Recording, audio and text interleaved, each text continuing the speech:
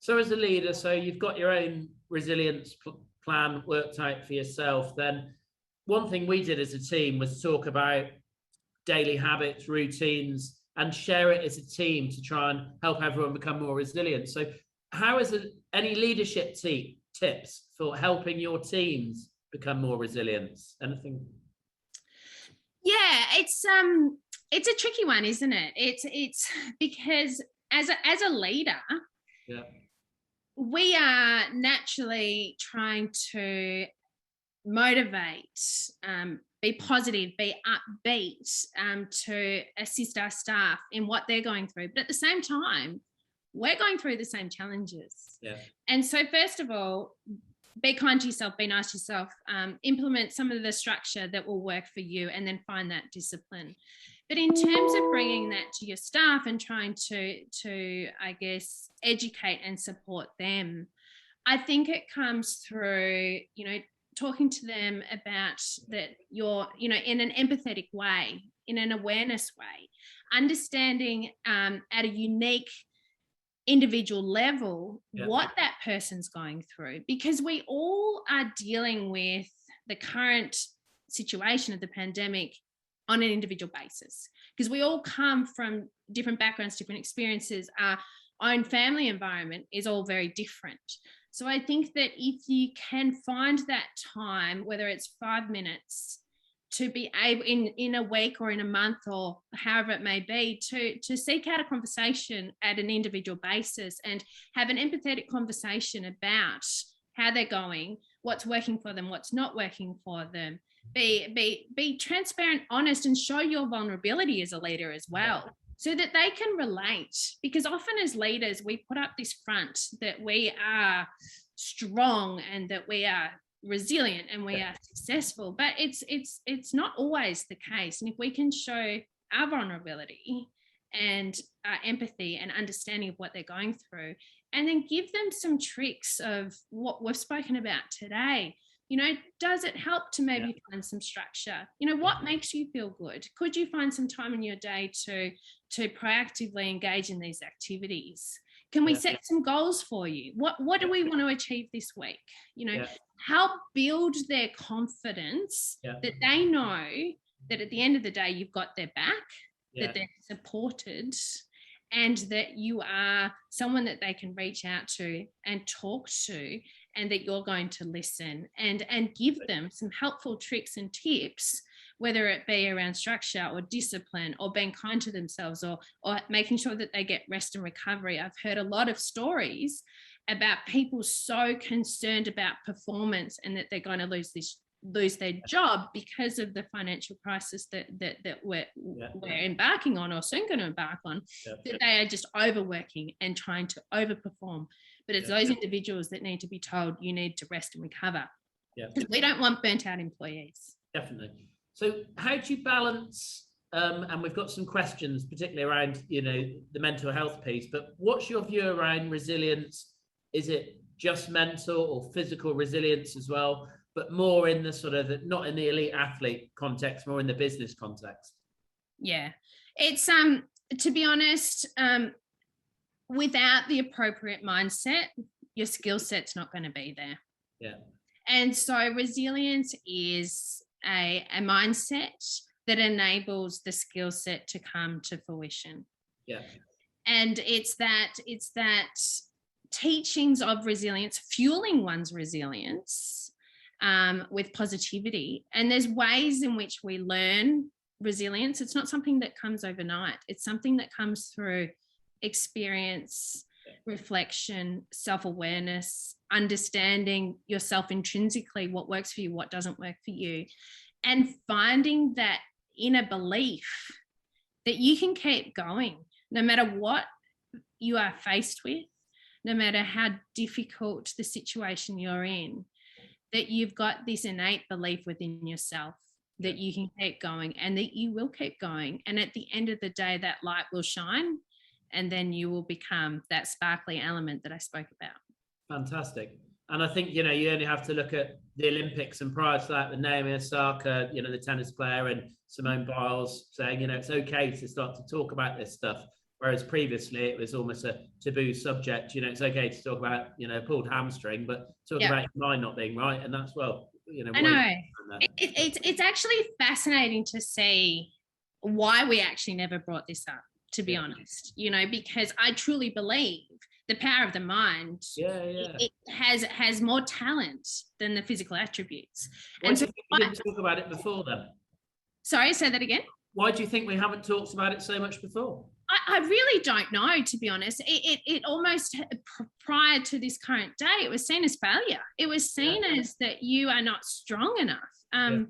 But really, you know, our mindset is our biggest talent, it's our biggest skill set. So really, you know, the fact that someone tears a hamstring is unfortunate, but that could be due to a number of reasons that they could have avoided. Yeah. And so the fact that we've always seen that having an injury is what happens, and it's sad, and it's adversity faced to the athlete, the mindset and why we haven't spoken about it and the importance of it, it baffles me, because it truly is the essence of greatness in all walks of life. Yeah, fantastic. We've got some questions coming through. So if we could just, so a lot of people with mental health challenges. So as a leader, you know, not talking from a medical viewpoint whatsoever, but how can you help your people with, you know, mental health challenges? Any quick advice you can give, or some of the things to look out for, maybe? Yeah, I that, you know, I myself, you know, in Creative Factory, and some of my colleagues and some of my clients, you know, we've had honest and transparent conversations about their mental health, and it's not something that we should be afraid of talking about. And I think that the more that you can tap into your staff and understand your staff, listen to their voice, listen to their inclination, look at their nonverbal communication through a Zoom meeting. I advise, where you can, to ask people to put on their videos so you can see their facial expression, you can hear their tone of voice. We communicate 90% through nonverbal communication. This is unfortunately one of the many negatives about, you know, having to work through this medium. But if we pay attention, we can see changes in our staff, and it's at that moment that you go, hang on, they didn't seem quite right today. Pick up the phone call and ask them, are they okay? What can I do to help you? What's going on? Can I assist you in any way? Because when someone asks, we know that they've got our back and they feel supported. And it's really, really important during these times, because you don't want, at the end of the day, that you're losing a critical staff member and feeling that you couldn't have helped them earlier. Yeah, fantastic. So we've got a few more questions. We've got about 5 minutes or so left. So we'll just get into some of these as well, if we may. Yeah. So David comments that maybe part of the traditional stigma around mental health is people are resistant to talking about mindsets. Yeah, could well be the case. Yeah, definitely. And where that stigma came from, I don't know. It's quite fascinating. And, you know, I think I might take the time to research into that why. It doesn't make a lot of sense to me, but obviously that is modern day thinking and being influenced by the amazing people that are leading that thought and that thought change. Cool. Troy's got a question, and it's a tricky question, but one that millions are struggling with, billions probably across the world. How do you balance doing your best work with having children at home, either through homeschooling or being sick? Really good question. You've got money if you can answer that question accurately. So I am the proud mother of 3 stepchildren. I've got a 17-year-old and a 13-year-old, and you know, there's boyfriends and what the like. So we have a very, very busy household, and it's finding that balance is about really tapping into when you can perform at your best from a work perspective, and when the people within your family need you most. So when can you structure your day around those key elements? So for instance, if you need to be ready to be cooking dinner because you've got hungry mouths to be feeding, structure your day to cater for that. If you need to be homeschooling, structure your day to cater for that. But work it around when you can also be at peak performance from, you know, your day-to-day job. Yeah. What you are going through is so difficult. I do not have the magic wand. I wish I did, but I think that finding structure and discipline and explaining to the little people. Now, I know that little people can, you know, range from 2 to 20, and where they're at with their own journey is quite difficult. But if you can have those conversations that, you know, you're going to be with them and be present when you are with them. Make sure that, you know, if you're going to take the time in homeschooling, turn off your phone, or, you know, where you can put the computer screen away so that they feel that they're getting what they need. But you also feel good about that as well. So I think that it comes to finding that structure that has that balance within and being regimented around that. And to be honest, if that means getting up a little bit earlier or a little bit staying a little bit later, not to work harder but to work smarter, is my advice around that. Fantastic. Final quick comment on a question, because you've answered around young people talking openly and honestly. Thank you, Salvi. Graham just wonders, any advice, few ideas around how to reflect better as opposed to regretting? Yeah, definitely. Good question. Really good question. Regret is a horrible feeling. I want to live a life without regret, and I think that we could all benefit from doing so as well. Yep. So it's really taking the time, actually stopping at the instance where you made a mistake, or stopping at the end of a chapter that you're changing, and actually giving yourself time with a pen and paper. Yeah. And actually writing down what went wrong, what did you learn from it, and what am I going to change to never do it again? Or what am I going to change to alter the situation that this has happened? And I honestly think that take the time, get the pen and paper, write it down, and then enable yourself to have that gratitude of reflection and not regret. Because now once you've done that, you're actually moving forward with those words of wisdom that you've written down, and you're focusing on that as opposed to the notion of regret. Fantastic. 2 final things, and I'll encourage everyone to connect with you on LinkedIn. I know you've got some stuff you do as a business. Are you still diving? And give us a quick 60 seconds on Creative Factory.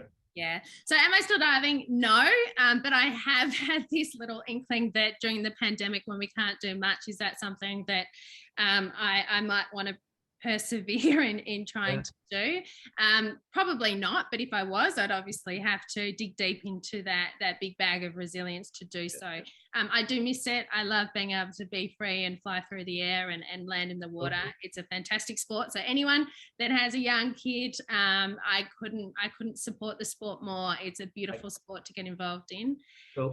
And then Creative Factory, you know, we are a holistic design and development agency. We've had fantastic success in, you know, in startups, but as well as small businesses through to large corporate organizations. Right. We handle our client relationships with the values that I've spoken about today. Awesome. And it's an absolute privilege to see organization achieve digital success, commercial success. We partner with our clients, and we obviously go along the journey with them and help them achieve their goals. Fantastic. And we'll also send out a link to your profile to all the attendees today. So we're out of time. So Maggie, thanks for an amazing discussion. You know, resilience, so important, never more so. I know you're busy, so really appreciate your time. And I wish everyone all the best, you know, stay safe. And I'd just like to quote a line from a Simon and Garfunkel song, a great song called The Only Living Boy in New York. I've got nothing to do today but smile. So I'd encourage everyone to try and bring some positivity, keep smiling, keep supporting each other, and enjoy your day and have a great rest of the week. Take care, everybody. Thank you, Maggie. Thank you. Really appreciate your time, everyone. Bye. Bye-bye.